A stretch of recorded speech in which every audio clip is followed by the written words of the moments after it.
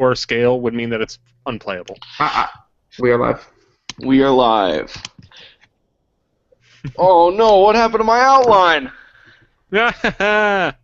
Chaos. All right. Forget the last 5 seconds happened. Hey everybody, and welcome to a brand new installment of Nintendo World Report's Nintendo News Report, the new live show made primarily for our Nintendo World Report TV YouTube channel. During the show, we discuss recent Nintendo news as well as this week's new releases and more. I'm your host, Alexander Kalafi, and I am joined by site director Neal Ronahan. Hi, everybody. And Connectivity Podcast editor Scott Thompson. Hello. All right, now, if you have seen the last episode, if you have seen the first episode of Nintendo News Report, you can do so in our general archive, but the structure goes, we have a top story, we have our new releases, and then we go over the week's news. Now, our top story normally is the biggest piece of news for the week, but because this week has been a very slow news week, we thought it would be fun to do something different and have a fun feature topic to start out the show. And this week's feature topic is the future of the 3DS in 2015. And the reason why this is a notable topic is because if you think about it, there aren't that many 3DS games actually announced or planned for 2015. You got Codename Steam, you got The Legend of Zelda Majora's Mask 3D, and you got Fossil Fighters. I don't think that's come out yet. Oh, yeah, I forgot about Fossil Fighters. I think it's out in Japan, but that is a 2015 release in North America. Right. And then Yokai Watch is probably going to come out, but that hasn't been confirmed. And then the new 3DS, even though it's been technically sort of confirmed that it's coming out in the West, of course it is, we don't know anything other than next year, even though it's already December. Yeah, Neal, I mean, there are a couple other... I mean, it's worth noting there's stuff like Monster Hunter 4 Ultimate will be out in the first part of the year. There's 2 Atlas games, Etrian Odyssey, Mystery Dungeon is going to be out in the spring, and then the remixed version of Shin Megami Tensei Devil Survivor Devil Survivor 2. I forget what the remixed name of it is. Yeah, and so those things are coming next year. Just, Neal, it seemed like this was an important feature topic to you because you wanted to talk about how the 3DS was doing, especially compared to how a lot of people thought the 3DS was doing.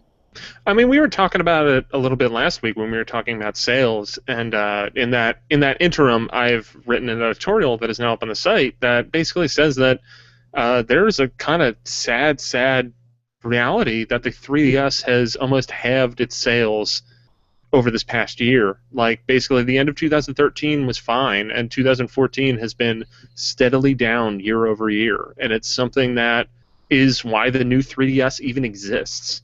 Because they're trying to salvage that. And, I mean, it seems I've been getting into some good old-fashioned Twitter arguments with people, and it seems like people aren't really aware of the reality that, like, the 3DS peaked and we might be seeing a new system soon. I mean, the new 3DS might stave that off, but, I mean, the DSi came out in April 2009 and was a success. So there was about 2 years without a new revision. Or a new system, because then the 3DS came out almost 2 years to the day after the DSi came out in North America. So if we kind of follow that trajectory, if the new 3DS comes out in the next few months in North America, you might be looking at a new system within 2 years. Right, and it seems like there was this piece of news that we didn't end up including in this show, but what did come out in the last week or so, I think, that Nintendo is working with some company to work on these like curved screens. Not the curved screens, but these screens or displays that can be a special shape.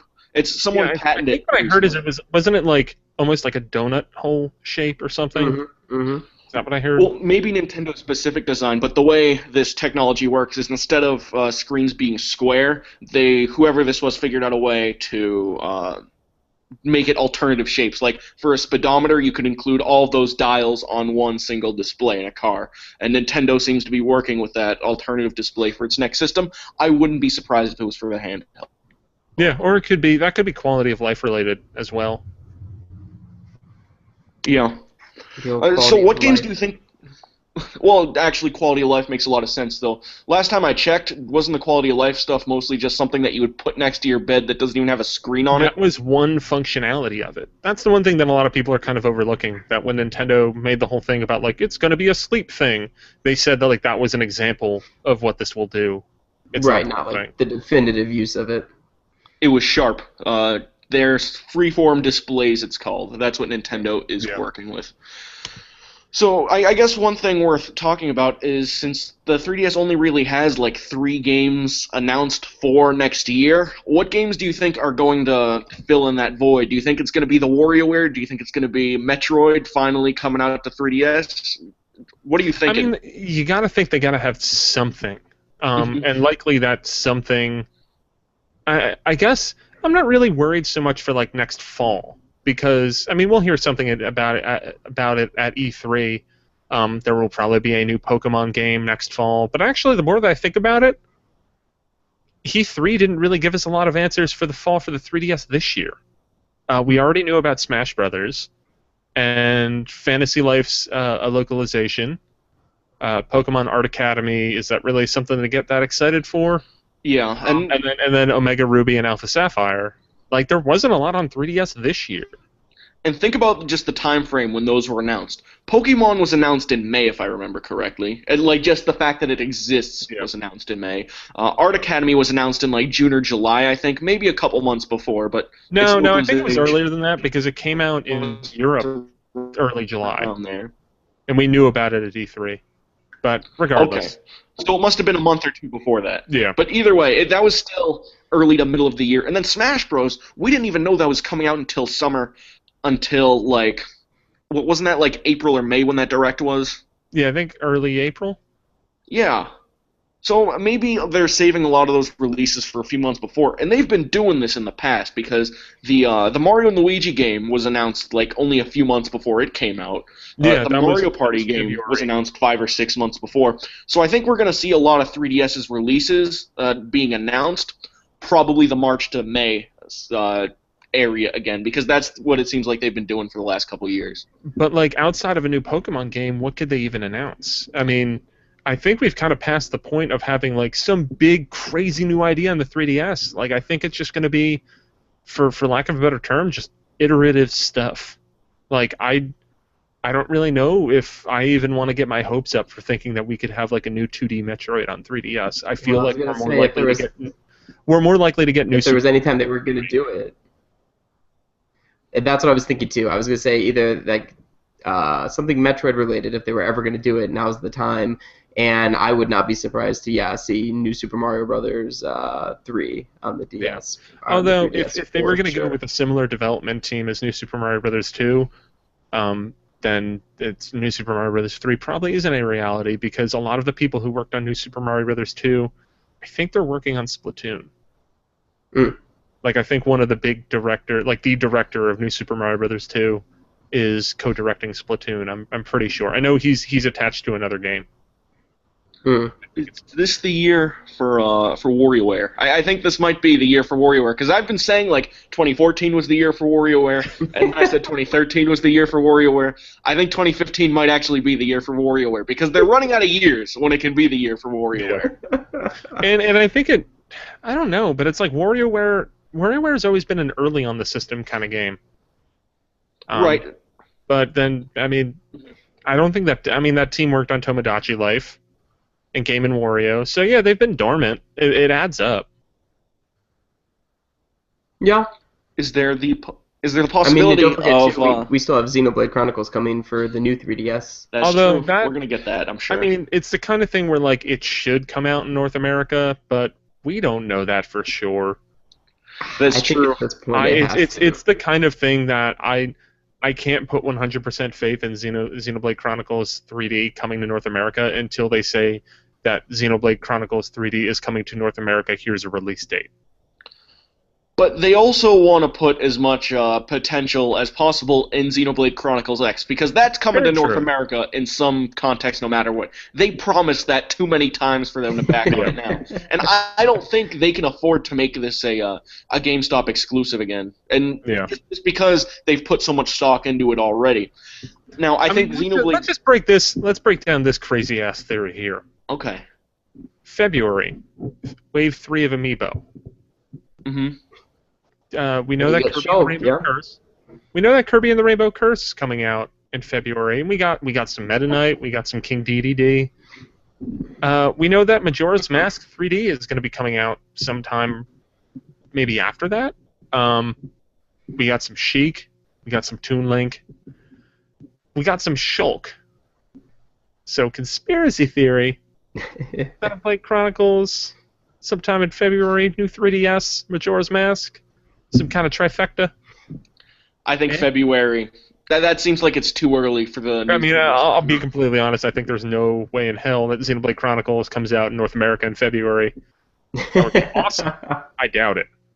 No, I think February might be a little early, but I think it is for sure going to come. Like everything fits together too nicely. Like Alex was saying, I mean, you want to promote Xenoblade Chronicles X. You want to push the new 3DS. You want to have this hallmark piece of software that like shows people who get the new 3DS, you know, what they can do, why they should upgrade. I mean, it all just kind of fits together. It makes too much sense not to bring it here. And I know it's like probably famous last words to say it makes too much sense to not do something for Nintendo because there's probably 10 examples of that they haven't done. But in this case, I think it's got to happen. Here's a and then maybe that's your first half of 2015 on 3DS is, you know, Majora's, Codename Steam, Xenoblade Chronicles, Fossil Fighters. That's a pretty good first half.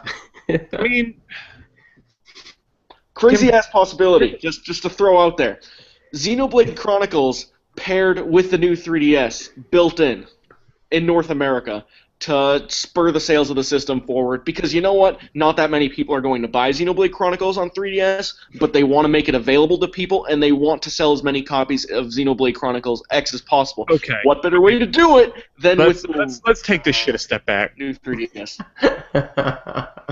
Okay, let's say you want to sell the new 3DS. Who the hell, outside of people that really like this stuff, is actually going to play longer than like 20 minutes of Xenoblade Chronicles? Which isn't even enough for the first cutscene. Yeah. They'll get to the first cutscene and be like, "Oh man, Japanese shit. Where's my Minecraft?" What? We'll be talking about our Minecraft later. Is this how people who buy the new 3DS talk? I don't know. This 3DS stuff. What else do we have? I mean, it just. I want to hear something that we haven't heard of coming out in the first half of the year. And I don't think that's going to happen, and I think that's a bummer. Well, that's Codename Steam, isn't it? Well, we've heard of it, but you just we knew about that. But it's a new IP and everything. I mean, I'm excited for that game. Don't get me wrong, but honestly, if the Majora's Mask remake is as like drastic as they're sort of talking it up to be, that right there could be pretty substantial. You know, I mean, I really wasn't wowed by the Ocarina remake, but I mean. I've never beaten Majora's Mask, and I don't really like Majora's Mask, but it sounds like if I was Majora's Mask. Exactly. Me too. I've wanted to like it, and it sounds like if I was ever going to like it, now's the time. So I think Majora's Mask, the remake, could be a pretty substantial first half release. All right. So before moving on to our next topic, do you think the 3DS is going to make some kind of recovery from its current dire straits, or do you think we're going to have its ups and downs, but it net declares until they introduce a new system? I don't think I think the new 3DS is going to give a little bit of a shot in the arm, but not much. Yeah. All right. I would agree with that. I mean, I just don't know. I mean, at this point, you've put Smash Brothers out on the thing, and it didn't really spur sales that much, right? And I mean, that's one of those like top tier franchises that's going to move systems. I mean, it's moving Wii U's. So, I don't really see how it sort of revitalizes itself. Like Neal said, new 3DS, of course, new hardware. Like, I mean. Because people who already bought the 3DS are going to buy new ones. I'm assuming we're all buying new 3DSs because we're idiots. Day one, man. So yeah, you'll get a little boost there, but I think it'll probably end up tapering off. But word. All right, moving on to new releases. Two we're going to be focusing on this week: Mega Man Zero on Virtual Console, part of a big Mega Man anniversary eShop sale. The game itself is on Mega Man's anniversary and its sale this week. 5, 6, 7 on NES for the Wii U Virtual Console, and then 2, 3, and 4, the Game Boy Virtual Console versions on 3DS. Those are like 50% off, I think. Like a lot of them are like $250, $149, something like that. Now, specifically about Mega Man Zero on VC, Johnny gave it an 8.5 on NWR came out. On In NWR, 2002. when That it was came out in 12 years 2002, ago. and it seems to be like a slightly more deliberate Mega Man from watching it on YouTube for a few seconds. It's made by the guys who made Azure Striker Gunvolt, and apparently those two games have a lot in common. So Okay. if you liked Azure Striker Gunvolt, maybe check this one out. Sure. And so you've played Mega Man Zero? No, I've never played Mega Man Zero. I liked Azure Striker Gunvolt. That thing was hard as shit. Mm-hmm. I have no interest in Mega Man Zero. I don't have the stones to play a game that hard. Word. And then my big problem with this Mega Man sale is that you're making the big Mega Man anniversary sale, and you're not including the ones that are the most important. Like, To be fair, all those games were on sale like 2 months ago. Mm-hmm. Weren't they on sale as part of like the Smash Brothers promotion? That's true, but like, if this is going to be the big Mega Man sale, and this actually almost encouraged me to want to buy Mega Man 1 and 2 on Virtual Console, they should have had 1 and 2 as part of the sale. Like 5, 6, 7, I'm sure they are good games, like you were telling me earlier, Neal, but if this is going to be your big sale, it's kind of a bit of a bummer that these are the ones you're putting out. Yeah, I mean, like, I definitely see where you're coming from, where, like, if you're going to do a sale, include everything. But, like, I'm 99% sure that Mega Man 1 through 4 was on sale 2 months ago, and 5, 6, 7 and the Game Boy ones weren't on sale then. Because they were all relatively new releases on the Wii U and 3DS Virtual Console then. Yeah, if anything, I kind of like this because I think it does kind of steer people towards maybe some, like, forgotten Mega Man gems that they might overlook or otherwise not buy, because if everything was on sale, they would just go, oh, Mega Man 2, cool, that's all I need. But now I'm like, oh, okay, like, only 4, 5, and 6 are on sale. Well, I've never even played 4, 5, and 6, so maybe I'm going to get one of those now. And I know it would be better if we had a Zach Miller here to tell you all about them, because I think he's played every single one of those damn games. Oh, yeah. On the Wii U, I think 5 and 6 are supposed to be pretty good. Like, obviously, they're not quite the level of 2 and 3, but they're late NES games that do really cool things and also press the system to its limit. 7's the Super Nintendo one. I think that one's And then I think Mega Man 2 on the Game Boy, I think that's really bad. And I think 3's okay, and 4 is the really interesting one. So it's like the inverse of how it worked on the NES, where 2 was great, 3 was okay, and 4 was just sort of meh. Well, I think the story with that is that the first Mega Man on Game Boy, which was a game that I actually owned as a kid, and that's like I really liked that game kind of because of that. That the first one was developed by one company, and then the second one was developed by a second company, and they did such a bad job that then the company that developed the first one came back to do the third one and beyond, I think. Word. And then also on sale this week, if you're interested, there are plenty of indie games. Like, they got Little Inferno for some amount of money off. They have... that's one of my favorite Wii U eShop games still to this day. If you liked World of Goo on WiiWare, I don't know why you wouldn't have bought Little Inferno at this point. It's made by the same people. I think I really enjoy Little Inferno, and I think it has this weird, like, nostalgic place in my heart because it just reminds me of that great moment where the Wii U launched and we thought, like, everything was going to be great. Like, I mean, I just remember, like, okay, I'm going to play Call of Duty Online for 20 minutes. That was great. Now I'm going to play Little Inferno for a little bit and, like, burn stuff on fire, and this is so weird and cool. Yeah. And now I'm going to play a Mario game, and, oh, okay, friends are coming over. I'm going to do Nintendo Land. And then that was great for, like, a month and a half. And then you kept on doing that because there were no games. Yeah, but it just takes me back to that first month where I was like, this is awesome. Like, they've done it. We're here. Yeah, I mean, Little Inferno was a game that I knew very little about and kind of just bought it because it was by the guys who made World of Goo. And I like them. And yeah, I ignored all the other games I was playing and just finished that on Wii U. Yeah. The other game that was big, that's a new release this week, or relatively big, it's at least interesting, Cube Creator 3D. That got a demo this week. It is the Minecraft-esque game that... And I know that Alex, you made some thinly veiled threats about us playing the game before. I only got home like 15 minutes before we started recording. I have not played this game yet. Okay. Did you check it out, Alex? I did, and I will tell you all about it. It is Minecraft. It's exactly Minecraft, except there's none of those like creepers or none of those like cool AI. It's pretty much straight block building, which you can't blame them. It's a demo. Well, that's actually. The demo is just the creation mode. There will be like that adventure-y part of it when the game comes out in full release. I think February next year. Mm-hmm. And it basically gives you this tiny closed-off world. It shows you a castle, it shows you a house, it shows you some of the stuff that can be built. It's not a great playing game because the way it works is you got the D-pad, not the D-pad. You got the circle pad which looks around on the left side, and then on the right side, the buttons are what move you forward and backward and left and right. So the camera's being controlled on the left side, and the buttons are being controlled on the right side, and it does not feel good at all. And it's one of those games where the 3D is just so powerful, and there's so much depth to the game that it's kind of hard to look at.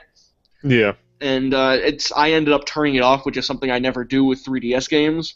And it was just basic. I tried building something, but the controls were so not that good that I didn't get that much done. So it was an okay 15 minutes. I regret it a little, but not for the purposes of this show. Yay! There we go. That's I'm curious to see how it comes out. I'll definitely mess around with it over the weekend. All right, now, moving on to news, the meat of the show. Our somewhat biggest real story this week is that the 3DS now has a theme editor in Japan. It's another free-to-play title. It stars that bunny again who was with the... Dude, I fucking love that bunny. That's the Street Pass game guy. You know what's really great? Because, Neal, without your glasses on, you just look pretty much stoned as fuck right now. And, like, you're, dude, that bunny, man. I love that bunny. Man. Who's to say I'm not? That's true. There's no way of knowing. Where was I before the show? You don't know. All right, Alex, tell me more about this. So the way this game works, it's called Kazureru Badge Tereru Center, and it's basically... You should have just said the translated title, dude. Oh, wait, there's something in parentheses after. Oh, my goodness. It's called Decorate the Home Menu Badge Grab Center. I could have saved myself some embarrassment if I saw that. Yeah, you could have. If you read the outline beforehand. That I made. So the way it works is it's basically a crane game where you use the crane. It's like 75 cents or like $1. It's just translated from yen to use the crane machine. And what you can get is you can get these badges that are a lot like the stickers from the stickers you would get in like supers, if not hundreds. And what you can do with those stickers is make your own theme on the main menu. And it was showing off like you could make like a Bowser fight from the original Super Mario Bros. By placing all the blocks down, by doing all this. And just basically, if you get the free-to-play game, you can get like 5 free tries at the claw game, and then after that you have to pay. And it seems okay, but one of my problems with it is that I'm guessing there's no way to edit the theme music, which is one of my favorite parts about the 3DS themes. Oh, yeah, no, the ones I've been getting is like, oh, I can have Shovel Knight music play whenever I turn my system on. Okay. Here's $2. Yes, please. Like, the theme thing is, like, it pisses me off on every other console, but for some reason I put, like, $6 in the themes on my 3DS. Yeah, it reminds me a lot of... Ballad of the Goddesses? All right, I'm in. Here's $2, Nintendo. It's a lot like those special themes that were on PlayStation 3, or when they were big for a little while. Or when one of the Xbox 360, like, different dashboards where you could buy a theme. I bought a Rock Band one because I was really into Rock Band. I didn't buy another one. I haven't messed around with themes at all on the 3DS. Is there any way where you can set it to sort of shuffle, so every time you turn on your 3DS, just a random one comes on? Yes, that was part of the latest. You do a shuffle between any of the themes you have or specific themes you select, I think. Oh, that's cool. Well, then that makes me more interested in this, like, build a theme thing, because you just never know what you're going to get. Yep. But again, like you guys said, music would be a big part of that, and if there's no music, then it's less interesting. Yep. Next up, Duck Hunt comes to Virtual Console next week, and there are a couple of edits to the game. It requires a Wii Remote to play, and you can use up to 2, and then it also adds a reticle to the screen to make it easier to shoot, which is something that I believe was not in the original NES game. You would just shoot it, and then like a square would pop up. Yeah. Alex, I just love when your like 20-year-old comes out. I believe there was no reticule in the original Duck Hunt. Based on what I've seen of YouTube. I believe around the year that Alex was born, I was over a friend's house pointing the fucking gun at a TV like an asshole going right up to the screen. Because there was no reticle, and it was very hard. Yep. It'll be nice to play this, though, just since Duck Hunt is getting a little weird revival in the latest Smash Bros.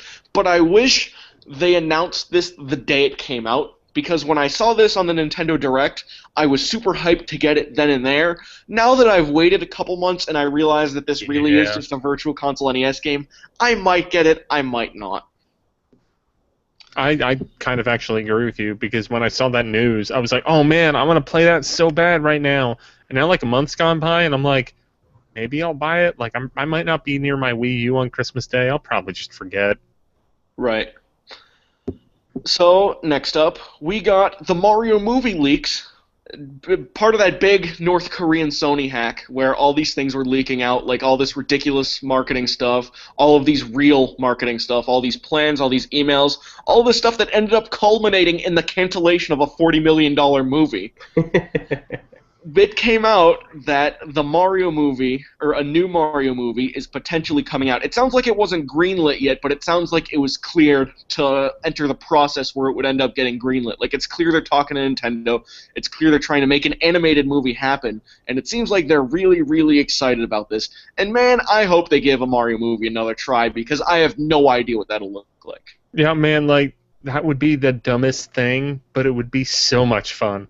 Like, kind of how I feel about the Star Wars movies is similar to how I feel about a Mario Brothers movie, in that I don't really care if it's bad. I'm just excited for the anticipation and the hype.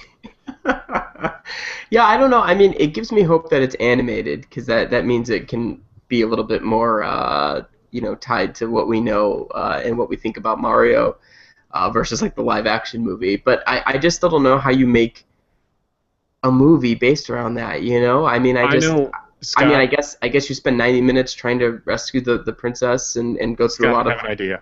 Okay, go ahead, hit me. So Mario and Luigi, they host a talk show. Okay. And then a dictator invites them to go interview them. And they go there, but then the CIA, headed up by Agent Peach, it's like, go assassinate the dictator. In Korth Naria. The dictator's name is Bowser. Yeah. Yeah, I think you got it. Print it. Flawless. All right. So that's pretty interesting. And then our final story this week, Amiibo is coming to Mario Party 10, and it was specifically called out during a Miyamoto guest spot on that show Nerdy Nummies. It's called, that there is going to be at least a special or notable use for Mario Party 10 in Amiibo-wise. And then also, in an iJustine interview that came out a little later, they are going to be using Zelda and Star Fox Amiibo-based stuff. Can we just stop for a second to appreciate the sentence you just said? That in an exclusive iJustine interview, news came out about Amiibo use in the fucking upcoming Star Fox game. Like, and that was the only place that news came out. It wasn't in a press release. That was new news. Okay, guys, let's just. I'm gonna make one comment on this, and then we can move on. Can't get an interview with Miyamoto. iJustine can. I mean, she also probably has about 40 times the draws we do. Maybe even more. But still, you remember last week we were talking about the Video Game Awards, and I was really impressed that Nintendo made such an effort to like reveal so much new news there. And now I'm realizing I think they've just lost their minds, and they're just going anywhere they can where there's a camera, and they're like, oh, and by the way, here's a ton of things you didn't know. I mean, like, you have, like, what, Nerdy Nummies, that's what it's called, right? Like that baking show on YouTube. Dude, and then did you watch that? It's so fucking adorable. No, I'm sure it is. I've actually seen, like, clips from other episodes where she's just baking, and I mean it's adorable in general. And like Miyamoto does the dumb little hand thing, like it's the cutest damn thing. And then he's just like, look at my Splatoon shirt, girl. I'm sure it's just so weird that like to look at the sources for these news bombs and like this is where it's coming from. Like this is where we're at. That YouTube personalities are breaking Nintendo news. I think there's a good reason for that though. I think the reason is when it's someone like that who's like a Jeff Cayley in a weird way, where his goal is presentation before journalism. I think this is a lot safer for Nintendo, because I'm guessing PR gets a lot more control over this than they would with journalists. And that's even saying that based on a Nintendo interview, how much control the PR actually has in that situation. But I think they see this as way safer, with a lot larger draw, for an audience that they might not already have secure, which they would already have in our case. Yeah, well, I mean, you also look at it as that we're still paying attention to these YouTube videos as well. And we are not, like, I would assume that the majority of the people that go to Nintendo World Report, like Scott saying that, like, he's seen some enemies from all the people that watch Justine and first full episode in your life see this, and maybe they don't have that background of being really into Scott, I have to ask you, just right now, I have to ask you. Maybe they're like, are you hearing what I'm hearing? Man, a new Star Fox game? From Neal? Yeah, I didn't know about that. If you mean by like, hearing what you're hearing, as in like hearing nothing or robot sounds, then yes, that is what I'm hearing. That's okay. We're almost done. I just want to say that we're a YouTube show now, so maybe if we start doing anything where like every week we make crafts or something, eventually we can get Miyamoto on. That's all I'm saying. New idea. We're going to start making nerdy crafts every week. Flawless. Now, before we close out, one last thing I want to ask you guys. Zelda and Star Fox, that's going to be fine, but it's probably going to be Hyrule Warriors type, very, very basic stuff. Mario Party 10 has a specific use, so I'm going to go around and I'm going to ask you guys individually what you guys think this means. Scott, what do you think Mario Party 10 Amiibo support is going to look like? God, I don't know. I have no idea. I mean, what what could it be? Could there be special characters that you can only play as if you have the amiibo that corresponds to that character? Maybe. Yeah, I don't know. That's what I think. But then it makes you wonder what you would do with like your Mario and Yoshi amiibo and stuff. Maybe I don't it would be know. like a variant Mario or something. I don't know. Could be. Yeah. Maybe they add, maybe like the Mario universe characters, maybe they would add something more substantial, and then you would just be able to like play as King Dedede in Mario Party 10 or something like that. Or maybe it's like Mario Kart 8 where it's like limited to like 8 different characters or something, but then they can join the Mario Party. Yay!